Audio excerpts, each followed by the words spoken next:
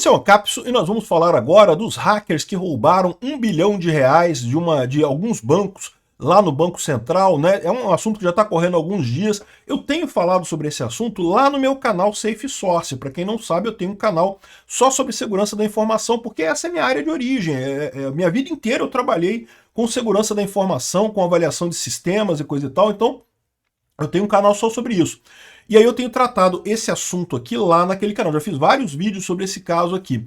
E agora a gente teve acesso à informação da investigação que aconteceu lá. Descobrimos como que foi feito esse roubo. E foi feito por essa vulnerabilidade aqui, ó, CVE 2023 46604 do componente OpenWire do Java.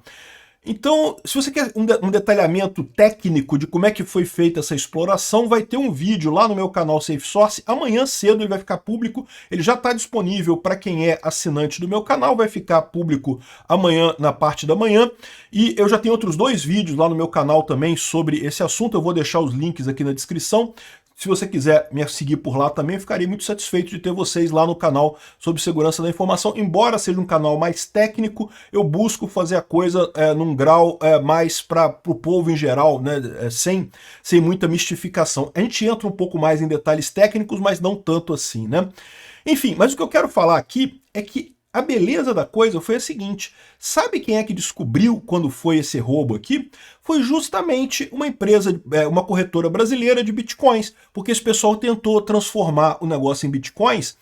E aí ela ligou para o Banco Central e falou: olha só, Banco Central, estão roubando você, tá? Porque tem um pessoal aqui querendo comprar 1 bilhão de bitcoins, aqui 1 bilhão de reais em bitcoins, estão querendo comprar dólar Tether, tem alguma coisa errada.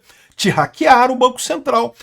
E é isso que eu quero chamar a atenção para vocês. O pessoal costuma criticar o Bitcoin. Não, que o Bitcoin é moeda de ladrão e não sei o que lá e coisa e tal. Não. O Bitcoin, do ponto de vista de segurança da informação, é muito melhor que qualquer coisa que tenha no sistema financeiro brasileiro. Por quê? Porque ele é alvo de ataque o dia inteiro. Todo mundo tenta roubar o Bitcoin. É lógico que tenta, né? Porque é dinheiro, né? Então, existe uma tentativa, um grande grupo de pessoas querendo roubar o Bitcoin o tempo todo. O resultado disso é que as corretoras todas de Bitcoin, todo mundo que opera com Bitcoin, acaba tendo um grau muito elevado de conhecimento de segurança da informação e uma segurança muito maior, diferente do sistema bancário brasileiro, que você vai ver aqui, isso aqui é uma piada, esse tipo de falha aqui é uma coisa trágica. Por quê? Porque, né, o pessoal não presta tanta atenção, não tem tantos ataques assim.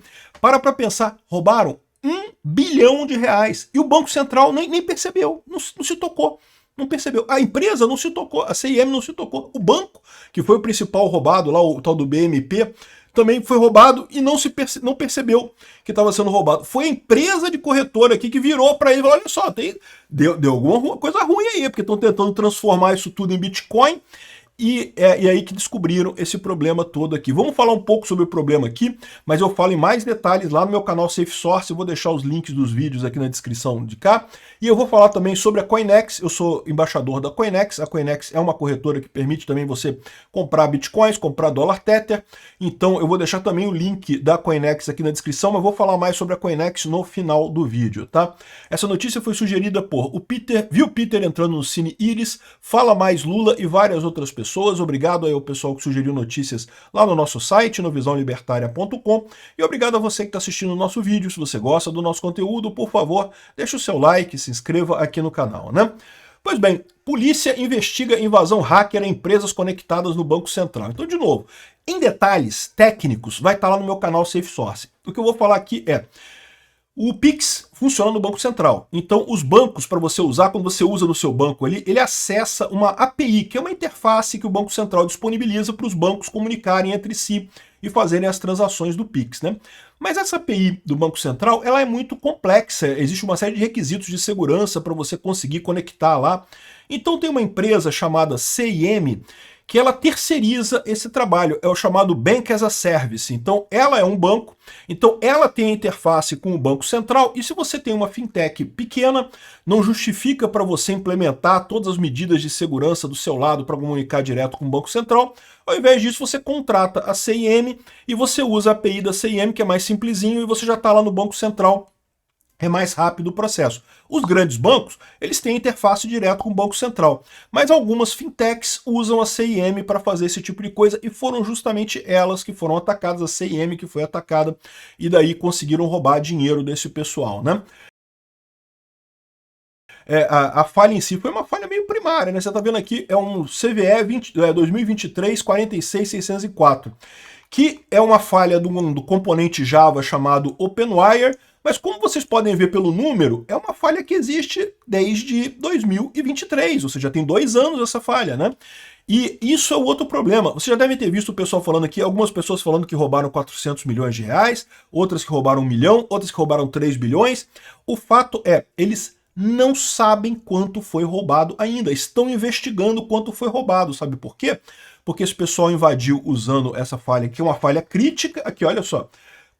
NIST, né? O NIST é o Instituto Nacional de Segurança de Informação de Segurança Tecnológica dos Estados Unidos, classificou como 9.8, 10 é o máximo, 9.8 crítico. A Apache Software Foundation classificou como 10, no nível mais crítico possível. E a CIM não tinha... Bastava atualizar, era só atualizar esse componente OpenWire para uma dessas versões aqui que você resolvia o problema. Mas o pessoal não tinha atualizado, o hacker aproveitou e o hacker estava lá um tempão e o hacker pegou o certificado digital. E com o certificado digital das empresas, ele conseguia fazer as transações como se fosse a empresa. Não tem como distinguir uma transação legítima de uma transação ilegítima. E aí que é o problema, porque tem um monte de transações ali na conta dessas empresas, mas algumas dessas transações foram legítimas, né? Foi realmente o banco sacando ou depositando coisas na conta deles. Outras não foram legítimas, foi o hacker fazendo isso. Imagino que principalmente os saques, né? Só que eles têm que descobrir agora o que é legítimo, o que é ilegítimo nessa história toda, né? E agora que tá o problema nessa coisa toda. Realmente é uma lambança muito grande. Por isso que eles não sabem ainda quanto que foi roubado. E o mais engraçado é que provavelmente o hacker já tá fazendo isso há algum tempo, sacando dinheiro dessas contas e ninguém percebeu. Sabe quando que eles perceberam que estavam sendo roubados?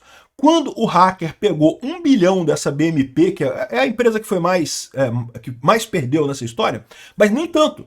Por quê? Porque eles pegaram 1 bilhão e tentaram converter para Bitcoin usando uma exchange. E aí a exchange olhou para aquele negócio e falou, não, peraí, tem alguma coisa errada.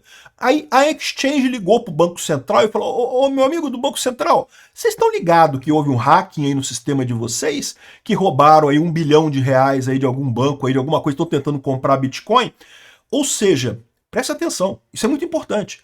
Estavam roubando essas empresas há tempos, não aconteceu esses dias, aconteceu já tem um tempo que eles estão roubando. É por isso que você não sabe quanto que foi roubado, porque agora eles têm que separar as transações verdadeiras das falsas, né, para saber o que é verdadeiro, o que é falso e coisa e tal. Por isso que eles não sabem quanto foi roubado ainda. Já tem um tempo e roubando quantidades grandes de dinheiro, né? E o Banco Central nem percebeu o que estava acontecendo. O banco, sendo roubado, não percebeu o que estava... A CIM, que é a empresa que fornece essa API, não percebeu o que estava acontecendo. Quem percebeu o que estava acontecendo foi a exchange de criptomoeda. Aí eu falo para vocês o problema. Esse aqui é o ponto central. Criptomoeda é muito mais seguro que essa shitcoin chamada real.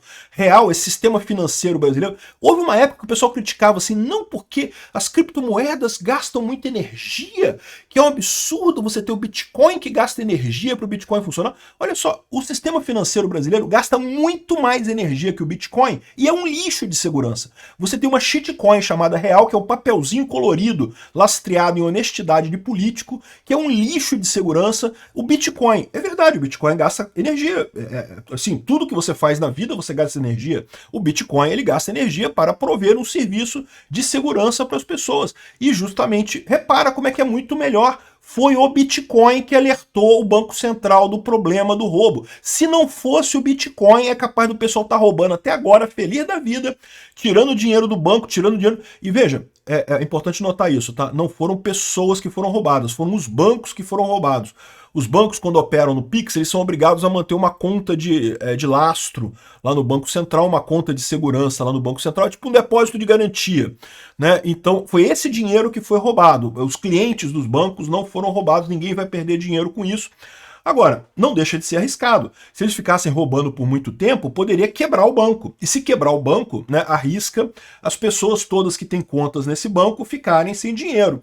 Então, assim, também não é uma coisa tranquila. Ah, não teve problema nenhum. Não, teve problema. Foi roubado R$1 bilhão, ou algum valor aí entre 400 milhões e 3 bilhões de reais que estão investigando ainda. Né? Então é assustadora a coisa. Aí você fala assim, pô, mas como é que pode? Como é que o Bitcoin foi mais seguro do que o sistema financeiro brasileiro? Cara, isso não é novidade. A gente sabe desse tipo de coisa. A gente sabe que o Bitcoin está muito mais exposto a tentativas de ataque, a pessoas tentando corromper o Bitcoin o tempo todo. Então acaba resultando numa estrutura muito mais segura do que a estrutura do sistema financeiro brasileiro.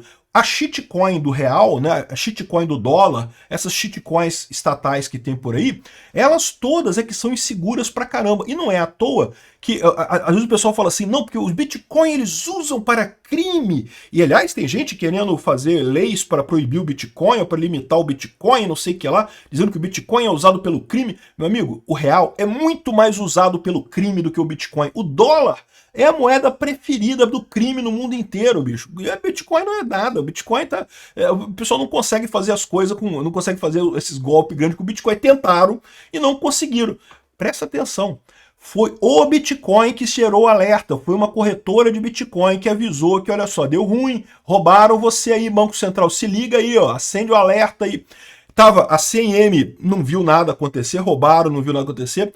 E aí você pergunta assim, caramba, peraí, será que não está tendo outros hackings desse tipo em outros bancos no Brasil e o pessoal nem percebe? Exatamente, pode estar acontecendo. É uma shitcoin, o real é uma shitcoin. Não serve para segurança desse troço, é zero. Né? Então, assim, essa é a investigação da coisa. Aí, o Rafael Lima fez duas coisas sobre o Rafael Lima. Né? Eu gosto muito do Rafael, recomendo muito o canal deles lá, o Ideias Radicais. E ele estava falando aqui o seguinte, que uma coisa que ele falou, será que essa história toda não é mentira? E que ele falou isso num vídeo, tá? Não é nessa thread aqui não. Ele falou num vídeo dele que será que essa coisa toda é mentira e na verdade estão querendo fazer isso para justificar a regulamentação do Bitcoin e coisa e tal, né? E aí eu digo para você agora, eu fiquei nessa dúvida também, eu falei, porque a gente sabe que o Congresso está querendo, o Haddad, o Taxad, está querendo muito taxar o Bitcoin, taxar as criptomoedas, né? Adoraria taxar tudo dos ativos, né? E uma das maneiras de fazer isso é, olha só como é que os ativos no Brasil são perigosos, são usados por ladrões, por hackings. Meu amigo, foi o Bitcoin que deu o alerta, foi quando os caras tentaram usar o Bitcoin é que se gerou o alerta e se avisou o Banco Central de que estava havendo essa fraude. Essa fraude já estava acontecendo há algum tempo nesses bancos. E aqui o Rafael faz nessa. Então eu discordo do Rafael. Não acho que foi tentativa, não foi false flag, não. Aconteceu de verdade a parada. Mas não quer dizer que não vai ser usado pelos deputados para tentar fazer a legislação. Então tem que alertar muito isso daqui. E um outro ponto que ele coloca aqui, ó, os hackers do Banco Central tentaram usar o Bitcoin para lavar e sumir com dinheiro. E é provavelmente por isso que foram pegos. Foi por isso que eles foram pegos, Rafael. A gente já tem informação agora que foi a corretora que acendeu o alerta, que ligou para o Banco Central. Ô, Banco Central, você foi roubado e nem percebeu. Se liga aí, meu amigo. O Bitcoin que avisou a shitcoin do real que eles estavam sendo roubados, né? E não, Bitcoin e criptos não são o dinheiro do crime. E aí ele explica aqui como é que o Bitcoin é rastreável, que o Bitcoin você sabe de onde é que ele foi, para onde é que ele foi. O anonimato do Bitcoin, a proteção do indivíduo no Bitcoin consiste apenas na proteção da ligação entre a pessoa e a carteira. Então você tem uma carteira de Bitcoin, mas só você sabe que você tem aquela carteira de Bitcoin. Não tem como as pessoas te ligarem aquela carteira de Bitcoin. Não tem como as pessoas saberem que é seu aquele Bitcoin, né?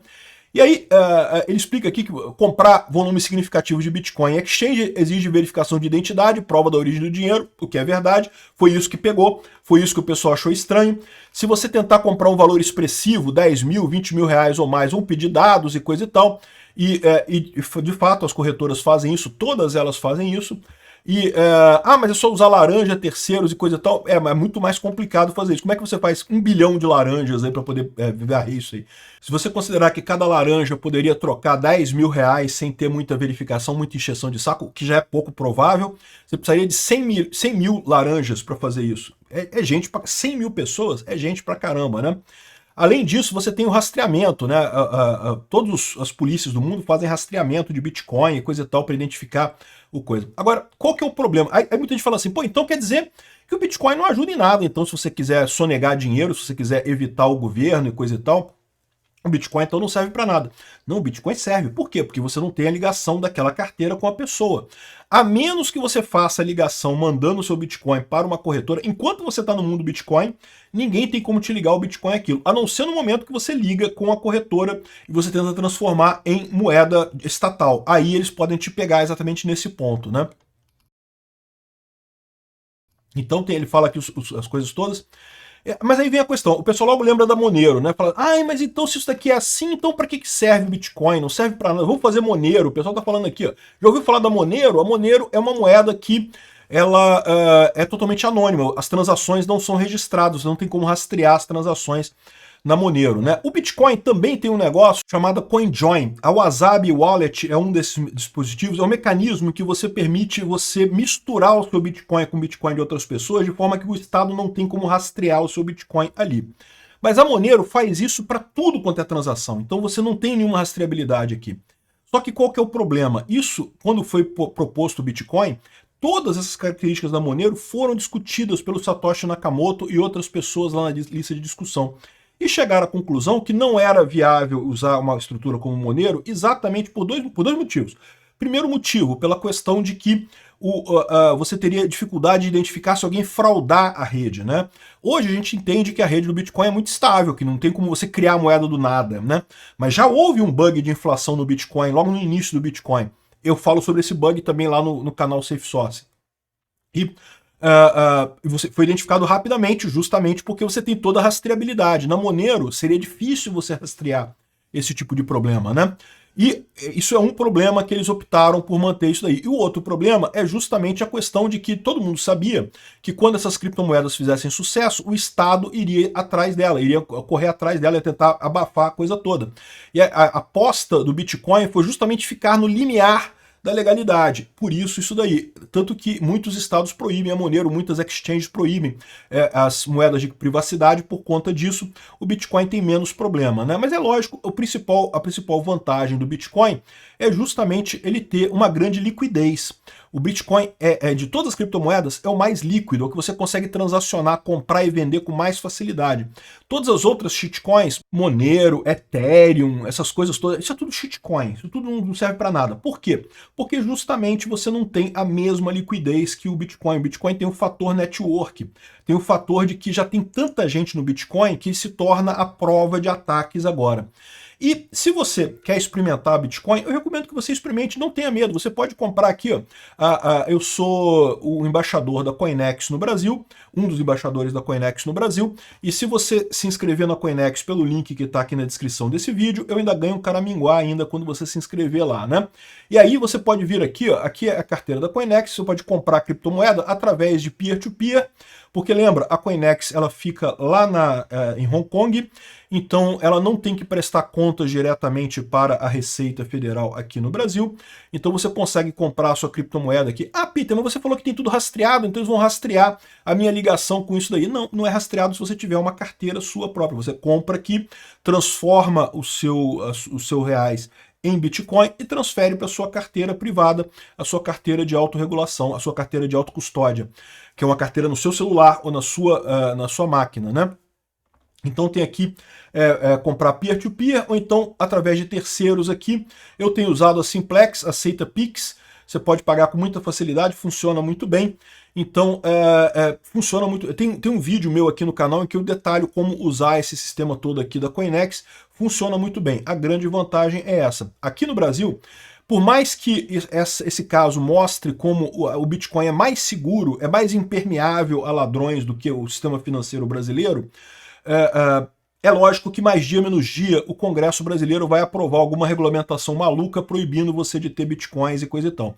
E aí a saída que você tem é justamente usar corretoras que estão fora do Brasil para você converter em Bitcoin, e aí você pode usar isso para mandar dinheiro para sua carteira de autocustódia. Então eu recomendo que você aprenda a fazer isso, que você saiba como fazer isso, é sempre a melhor maneira. Pelo menos compra alguma coisa, experimenta. Compra uns $100 lá de Bitcoin para você ver como é que é e coisa e tal. funciona muito bem. Para vender também é a mesma coisa, do lado de cá você tem também a venda aqui da mesma forma, né? E lembra, isso é bom para pessoas honestas que querem se proteger do Estado, não é bom para criminoso. Criminoso é fácil de rastrear, pessoas honestas é difícil de rastrear. Por que isso? Porque justamente os volumes são diferentes, a forma como a pessoa gerencia essa coisa toda é diferente. Daí você tem esse problema, você tem essa facilidade do Bitcoin. E uma vez que o dinheiro está no ecossistema Bitcoin, as carteiras são todas anônimas, ninguém tem como saber se aquele Bitcoin é seu. Na corretora tem, na corretora vai estar ligado a sua conta, e você tem inclusive que fazer KYC e coisa e tal, mostrar o documento e coisa e tal. Mas depois que você transferir para sua carteira de autocustódia, não tem mais como fazer isso. Então é isso daí, não deixem de experimentar. Bitcoin é mais seguro que o sistema bancário brasileiro. Obrigado por assistir o vídeo até o final. Além de curtir, compartilhar e se inscrever no canal, considere se tornar patrocinador com valores a partir de R$ 1,99. Clique no botão Seja Membro abaixo para saber as condições e vantagens de patrocinar o canal. Mais informações sobre o nosso projeto, visite nossos sites indicados na tela.